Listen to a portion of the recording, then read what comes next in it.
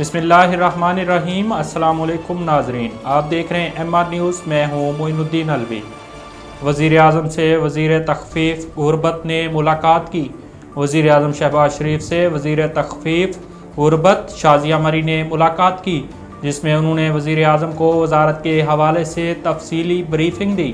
ملاقات میں وزیر اعظم شہباز شریف نے بلوچستان کے مستحق افراد کی BISP میں شمولیت اور وظائف کے اعلان پر خراج تحسین پیش کیا۔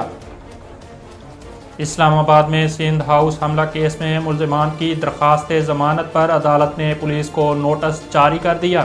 تفصیلات کے مطابق اسلام آباد ڈسٹرکٹ سیشن جج کی عدالت میں سندھ ہاؤس پر حملہ کیس سے متعلق سماعت ہوئی۔ جوڈیشل مجسٹریٹ محمد انعام اللہ نے کیس کی سماعت کی، جس میں سیکیورٹی خدشات پر گرفتار PTI کے 2 ارکان قومی اسمبلی سمیت 3 ملزمان کو عدالت میں پیش نہ کیا جا سکا۔ کراچی کے علاقے شاہ فیصل کالونی سے لڑکی کے اغوا اور زیادتی کے الزام میں ڈاکٹر سمیت 2 افراد کو گرفتار کر لیا۔ پولیس کا کہنا ہے کہ شاہ فیصل کالونی الفلاح سوسائٹی سے لڑکی کے اغوا اور زیادتی کا مقدمہ متاثرہ لڑکی کی مدعیت میں درج کر لیا گیا ہے۔ تفتیشی پولیس کے مطابق گرفتار ملزمان نے لڑکی کو حبس بے جا میں رکھا اور زیادتی کی۔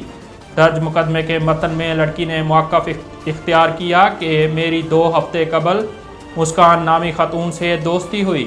مسکان مجھے 20 اپریل کو ڈیفینس لے کر گئی، میرے ساتھ وہاں زیادتی کی گئی اور ویڈیو بھی بنائی گئی۔ محکمہ انسداد دہشت گردی CTD نے پنجاب یونیورسٹی کے ہاسٹل سے ایک طالب علم کو گرفتار کر لیا۔ ترجمان پنجاب یونیورسٹی نے CTD کی جانب سے طالب علم کو گرفتار کیے جانے کی تصدیق کی ہے۔ ترجمان نے بتایا کہ CTD نے طالب علم کو ہاسٹل سے گرفتار کیا ہے۔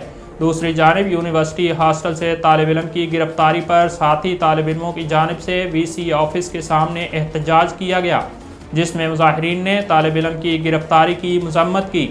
واضح رہے کہ 26 اپریل کو جامعہ کراچی میں ہونے والے خودکش دھماکے میں 3 چینی اساتذہ سمیت 4 افراد ہلاک ہوئے۔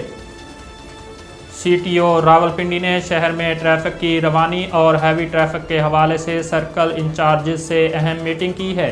تفصیلات کے مطابق چیف ٹریفک آفیسر راولپنڈی نوید ارشاد نے کہا ہے کہ بڑی گاڑیوں کی وقت سے پہلے شہر میں داخلہ کی روک تھام کے لیے داخلی راستوں اضافی نفری کے ساتھ پکٹس قائم کیے جائیں۔